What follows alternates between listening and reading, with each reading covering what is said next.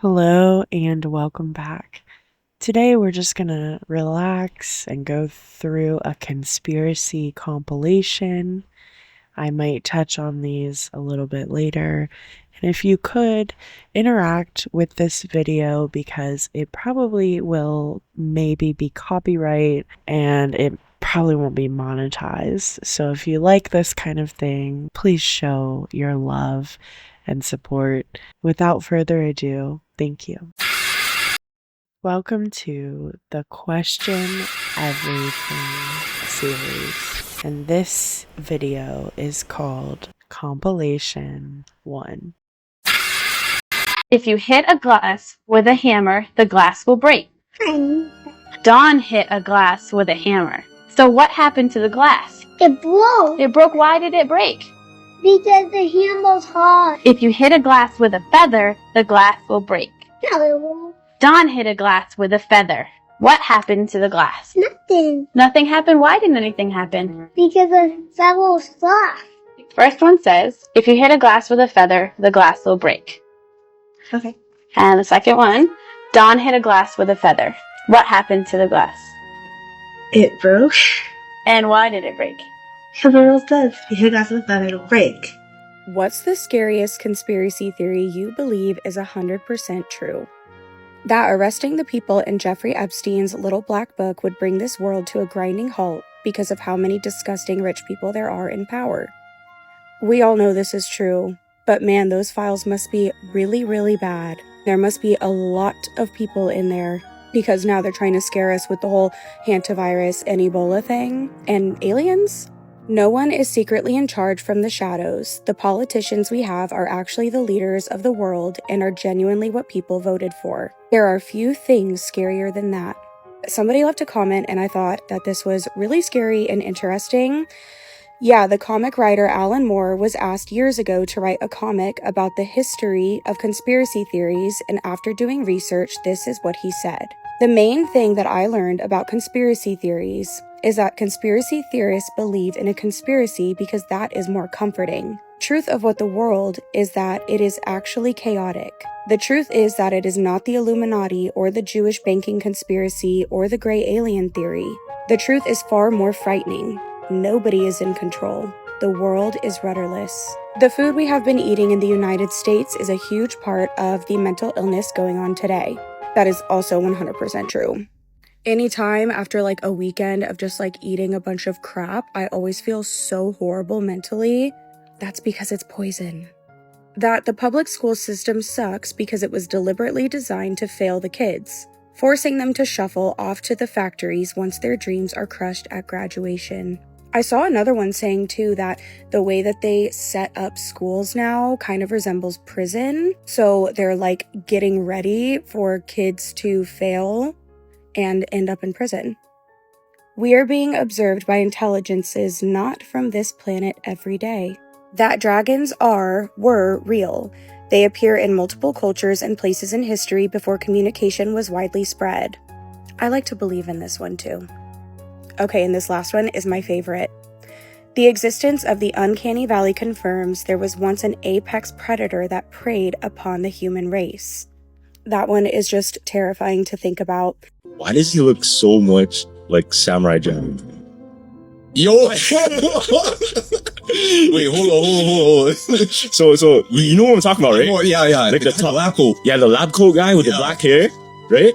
So the theory is either Mojo Jojo or whatever villain in Powerpuff Girls took over the world, or he did something that caused an apocalypse, which set into the apocalypse of Samurai Jack. No. Because Samurai Jack is the apocalyptic world, right? Yeah. It's literally like the underworld now. Fam, they look the exact same, Yeah, bro. they look the exact same. If you look at the professor, same head shape, same eyes, The same drip. same drip with the white and black. Only difference, he grew out his hair and he has a samurai sword now. Yo, what the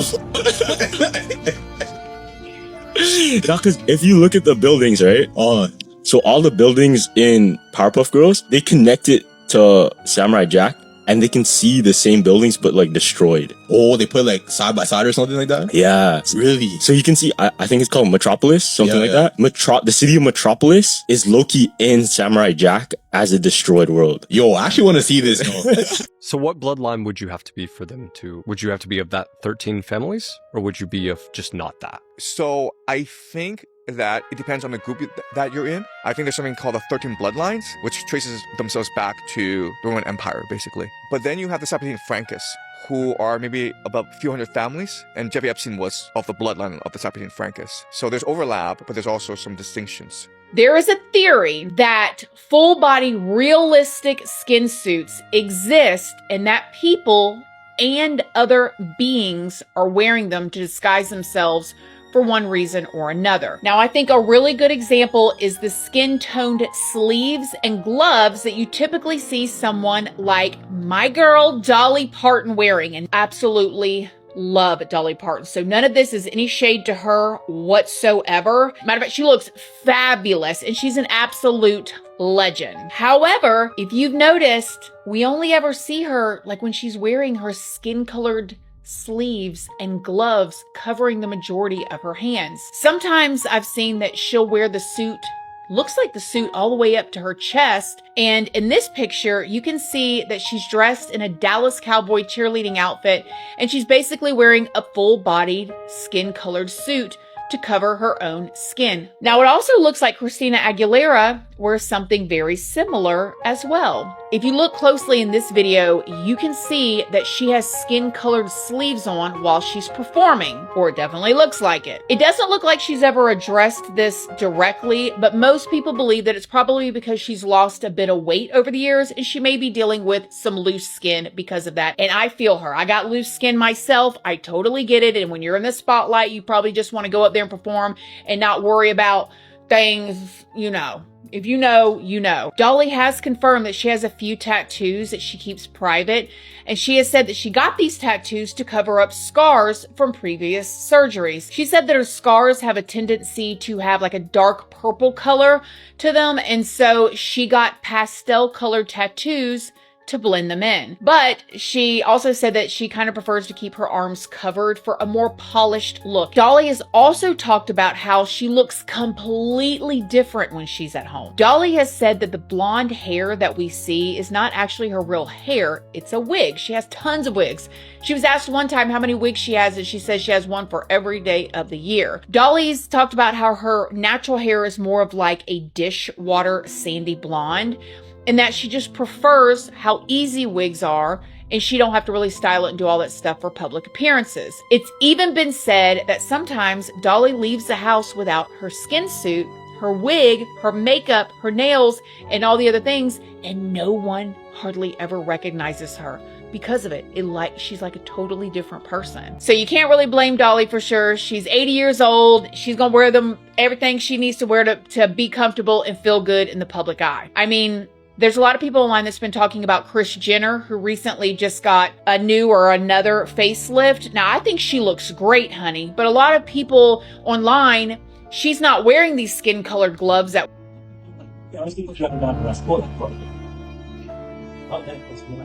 Wow.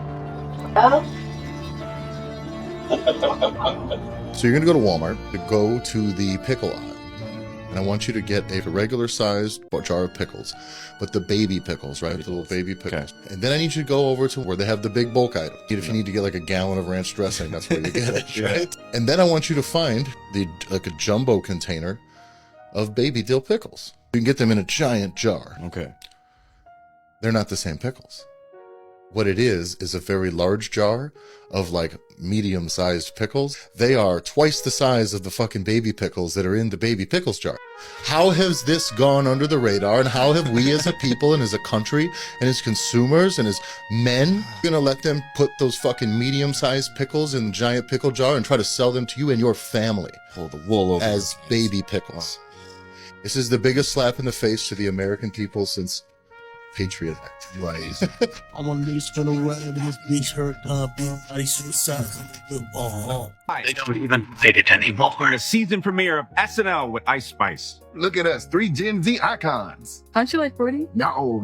Long time ago, I met this guy and made a deal where I get to stay 25 years old for forever. What guy? Tall fellow, horns, red fur, I don't know, little hoods. He ain't less than that old, dude. What? I thought it was like a Times Square Elmo or something. Jeffrey Epstein won the Oklahoma State Lottery for $30 million after all taxes were paid. It was an $80 million winning ticket. And this is what blows my mind. You all wonder how like this stuff goes unnoticed and like how the news works against us. Look at this. I Googled, did Jeffrey Epstein really win the Oklahoma State Lottery? Okay. And here's the answer. No, it's an internet rumor. It said actually Zorro Trust won the Oklahoma State Lottery, okay? Because you can remain anonymous when you win the lottery, so that they don't have to publicly announce who wins. That's like a up to them type thing, okay? Okay, so who's Zorro Trust? So as you can see right here, the claims were actually received by Bryce Gordon. Now, who is Bryce Gordon? He's only the manager of Jeffrey Epstein's ranch in New Mexico that operates under Zorro's ranch, and the money funnels through something called Zorro's Trust. Come on, news. If you guys are going to like try to use this AI stuff on Google, you got to do better. You got to be better than that. You got to be a little bit smarter than that, okay? Because the Epstein files don't just like stop there in Oklahoma. Like Oklahoma, like small towns out in the middle of nowhere are actually mentioned multiple times. And then guess what happens in the Epstein files? Guess what they talk about with the Oklahoma lottery in the Epstein files? This is where it stops being a conspiracy because it was released by the government. There it is, right there. An email that states there was an $80 million ticket awarded to Zorro Trust that was belonged by who? Jeffrey Epstein. A lot of people always ask where he got his money, where he got his start. And obviously it wasn't here. But this wasn't the only time that Jeffrey Epstein or the people really, really close to him won the lottery. It actually happened 2 more times. So I think we all really need to be asking ourselves, who's organizing the lottery winnings? Who's organizing the tickets? Are the ticket numbers really random? Because I doubt a mega millionaire, billionaire would just happen to win the lottery again and he would get to claim it anonymously. Okay, this is where we are starting to realize that we're in a fixed, rigged system. And yeah, random strangers win the lottery all the time. I'm not saying they're all rigged, duh. But if you watch that movie that came out, I think it's on Netflix now, about how they can figure out how to win the lottery, just think about that. If people are making the rules to win lottery numbers are going to happen more often because that has been proven to be the case in the past, don't you think the same people making those algorithms could just be paid or told to give the algorithm to somebody so they would know when and how to get a winning ticket? If you don't know who I'm talking about, that guy's name was Stefan Mandel. He figured out how to win the lottery because he did figure out that it is a computer-based algorithm and is not truly random. And he won the lottery a staggering 14 times. He would go to the state level lottery. The state even was aware of it for a little while, but they did nothing to stop it because the state still profits off of the lottery, obviously, because they get to keep all of that tax money. So they didn't really care. They didn't stop it at first until some college students also figured out the algorithm, and then multiple parties started winning the lottery, and then they had to put a stop to it.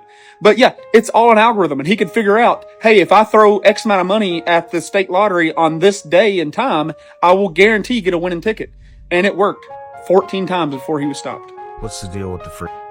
There's only a few real Freemasons that exist. In other words, when I say a few, I'm talking about maybe a few hundred, maybe at the at the top level that really know the ancient secrets. Okay. There's only a very small, and I do mean small amount of people that really house and hold the true knowledge of the ancient past at the top level Freemasons. This goes all the way back to deep antiquity. We're talking about 30,000 plus years ago. There were these brick masons in ancient Kemet called the Shatu. After the Great Flood, Amun-Ra, aka Marduk, he's known as Marduk in the Bible. In Kemet, he was known as Amun-Ra. This is why people say Amen, actually, it's to him. He actually made it a rule, a law. But he had these brick masons helping him rebuild the land of Kem. And these brick masons had the secret knowledge of space flight, technologies, how to turn stone structures into advanced computer housing, data storage devices, as well as power generators and many other functions. A lot of the stone structures that were built were actually multifunctional stone computers.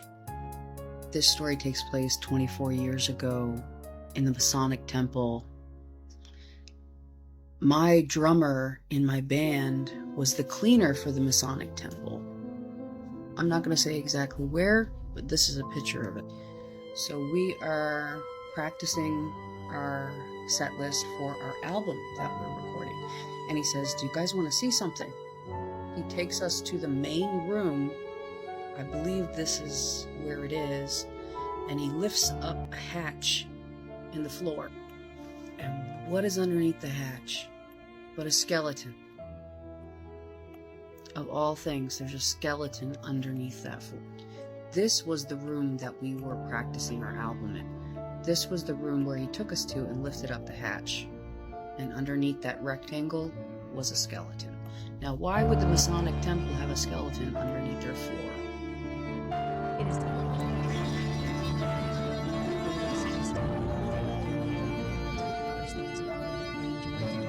right after they do these sorts of things. That piece, by the way, about the symbolism, sort of overt and in your face, is also made clear in the very early pages of this quote-unquote Freemason Bible. That symbolism is actually crucial. In fact, it's a science to them. You're not imagining things. Right here at the top, it states this. Again, from this quote-unquote Freemason Bible.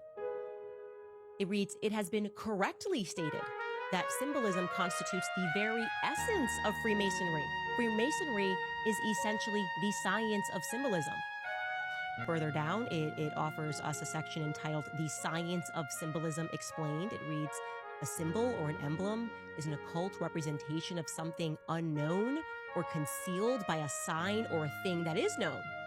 So something you recognize kind of carrying different, deeper meaning, different. And there are unnamed whistleblowers, anonymous sources that say there's a base near the Bermuda Triangle. The Navy knows about it. They know not to get close. It moves around a little bit. I'm going to do an episode on it soon because it's just too good not to. Corroborated by another biologist who said he worked with the retrieval team, and yes, there's stuff. And what this base does is it from raw materials creates craft to go on specific missions. So there's always the question, why is there a saucer? Why does it look like a pyramid? Why is it this? It's because they're custom built for a mission. And there's an AI and a species down there, and they say, all right, we're going to go survey Mount Hayes in Alaska. Super fascinating place. So we only need a scanning gear, some propulsion, and we just build it. It fits in an orb, send it out, does its thing, comes back, and then it gets broken down to its parts. And then another mission, build it. It's going to be a triangle. It's going to be this or that. Does its mission, comes back. To me, that makes good sense. A good way to do that, a good way to conserve resources, not have to go out and get stuff. What was really tea with Amelia Earhart? Let's talk about it. Now, this is one of the most controversial conspiracies because there is just so many theories on what really happened to Amelia. Now, if you don't know, Amelia Earhart was one of the most famous female pilots in history.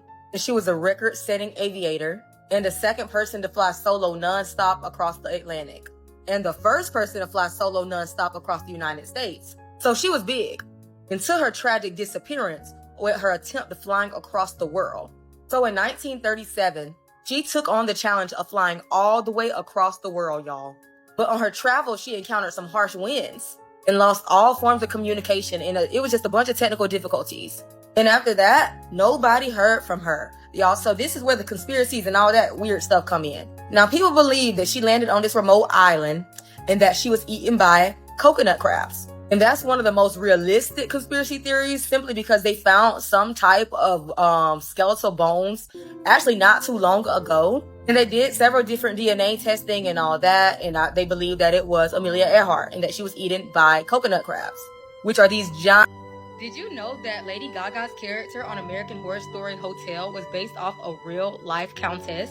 Now, if you watched American Horror Story Hotel, you either loved it or you hated it. But me, I really liked it, but it did take me some time to get really into it. But all I could say was Lady Gaga slayed this character, and this was one of her first big acting gigs. And on the show, she played this role of this vampire countess that happens to own the Hotel Cortez. But it wasn't like the traditional style vampires with the fangs. She usually would slice them. But she was a vampire, but she called it a virus. Whenever she would turn somebody, she would call it the blood virus. But her character was inspired by Elizabeth Bathory. And Elizabeth was a noblewoman that was also known to be a serial killer born in Hungary in the 1500s. And they talked about Elizabeth in several TV shows and movies because she was a psycho, y'all. It was said that Elizabeth unalived over 600 people, mainly women and children. because she had this fascination with blood. She thought that blood would keep her young and youthful and beautiful. Elizabeth wasn't a regular woman. Her family was probably one of the most wealthiest people in their time in their area. So she had so much power and access. It was said that her maid. There are human remains in the basement of this Las Vegas casino. The El Cortez Hotel looks just like another vintage Vegas spot, but downstairs, there's a makeshift mausoleum. Rumor has it that when employees died and their ashes went unclaimed, the owner kept them in the basement. Staff report cold spots, shadow figures, and overwhelming negative energy. Some refuse to even step foot down there. Is it the ghosts of abandoned souls or something darker drawn to the dead? Comment below if you would dare go down there. And if you want to learn more, book our Ghost of Las Vegas tour using the link in our bio. What's a high IQ conspiracy that you believe with your entire existence to be true? Mushrooms are aliens. Not only that, the entire mycelium network is an alien.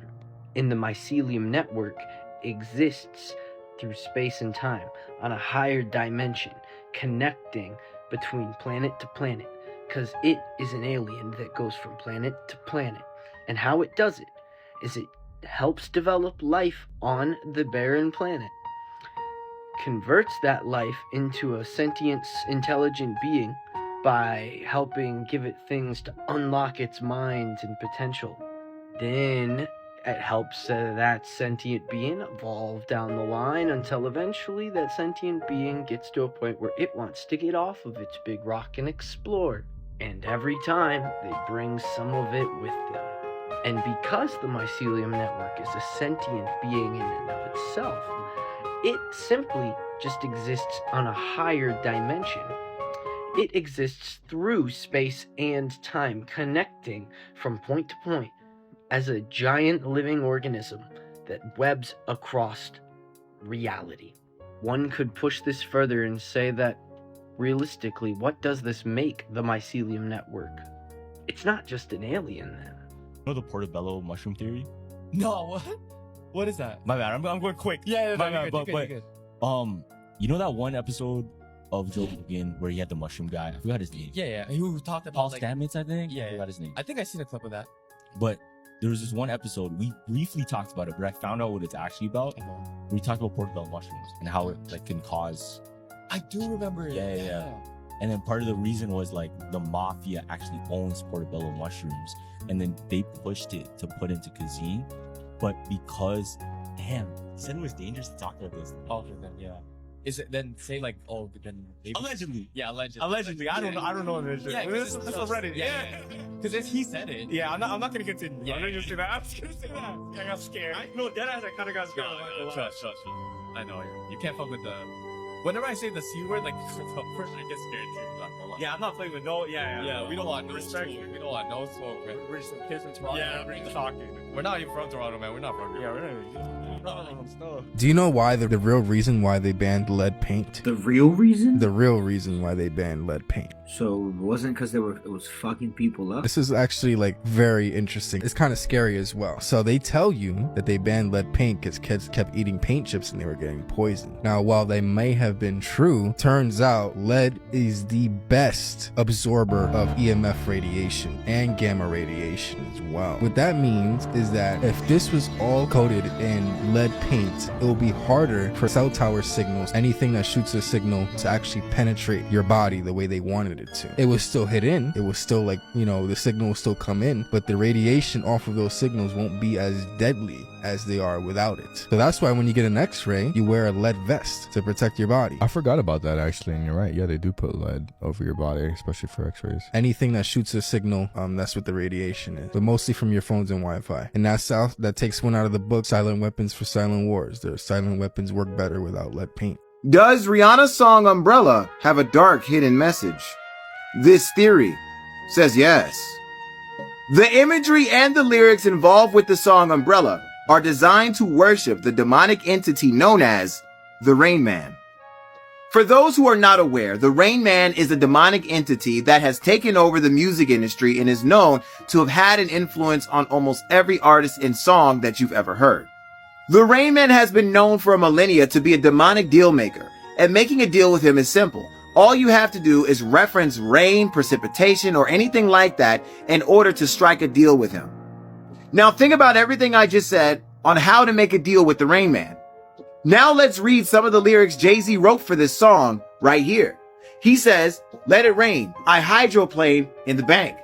When the clouds come, we gone. In anticipation for precipitation, stack chips for a rainy day. Rain Man is back with Little Miss Sunshine. Rihanna, where you at?" Jay-Z literally references the Rain Man in this song. And even scarier, if you read the lyrics to Umbrella, she's having a conversation with the Rain Man and letting him know that she's willing to give up anything to have him by her side. Now, the dark web led me to this last piece of information, but I can't say too much. But let's just say that Rihanna, the song Umbrella, the Rain Man entity, and the assassination of JFK all have something to do with each other. Whew. Anyway, tell me what you think in the comments. You want to know the dark secret behind how most celebrities just don't age? Like harvesting kids between the ages of 5 and 12 to be able to do this. Let's first talk about why A113 appears in all, and I mean all, children movies. It's actually a chemical, and that chemical is only produced by adrenaline. You know when you get that spike of energy when you're super angry or super afraid? Super afraid, huh? Like in Monsters Inc. when they can only survive by scaring little kids and getting that juice. And if you do some deep digging, you'll find the production of Raw per detention center, in which they list all of the names, the birthdays, and how much they produced. We collectively have to wake up and make change.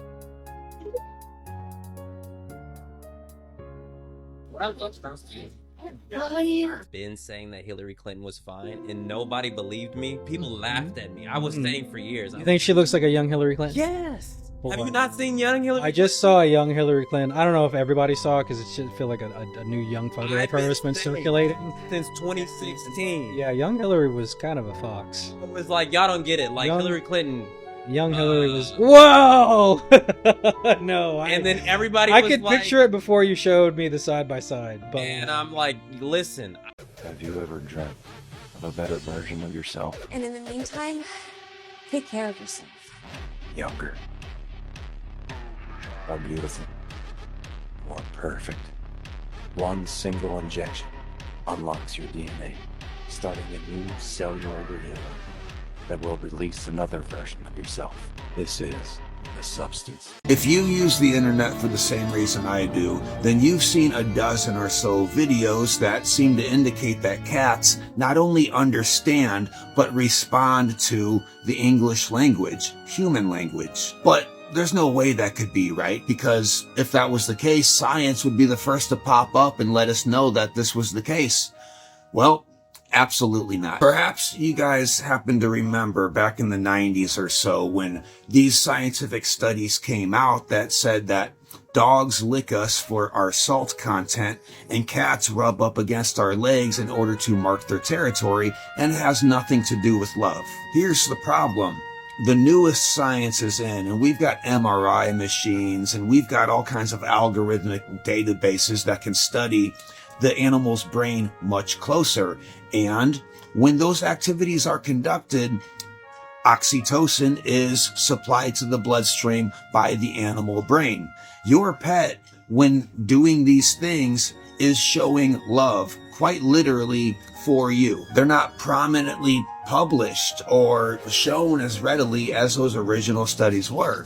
Have we just lost interest? Or is there some kind of weird cover-up? Weird conspiracies aside, it still begs the question, what is there to gain by making people convinced that their animals do not love them and are using you for utility? But more importantly, what this tells me is another reminder that we should trust our eyes and ears and hearts. And whenever a cat rubs up against our leg, we know that the cat is saying, I love you. And There's no scientific study that can undo that, knowing damn well that science is wrong all the time. And things like this happen every couple of decades where a new thing comes out and completely undoes the original study. Perhaps these strange, anomalous moments where our animals seem to understand and respond to our speaking to them isn't so strange after all. Maybe they have mammal brains and can literally understand what we're saying despite not having the mandibles to express it in the other direction, which would explain why they do the other activities to show us that they're listening. So Stranger Things is based off of something called the Montauk Project. At the end of Stranger Things, they even put like a little Easter egg saying that the main guy's got a job at Montauk now. But the Montauk experiment was pretty much exactly what Stranger Things is based around, which is in New Jersey, there was this building. It was like a former military base, and they would get kids and they would do exactly what this Project Monarch is talking about. They would put them through all these tests. They would break them down psychologically, and they would see what kind of like superpower, if any, these kids could have, and what kind of influence they could have over them as far as like telling them, what to do, or if they would be submissive to the control that they had over them. But is that something that happened, or is that just a theory? MK Ultra is real. Like, the government did want to know if they could have influence over people by using mind-altering substances, and their excuse was kind of, we just want to see the effects that these drugs could have. But when asked about it, one of the main guys who led the operation just said, we closed that operation and we haven't done it since like 1973. So they openly admit to it being something. But yeah, but I mean, Stranger Things is very much so based off of that. And the idea in Stranger Things is when you experiment these types of things, you break down a dimensional realm where you're opening yourself up to the other side, which is like the upside down, basically, in Stranger Things. You know, like the more you let something in, the more you get sucked into it, which is kind of what they talk about. Thank you guys so much for watching, and I will see you in the next one. Bye.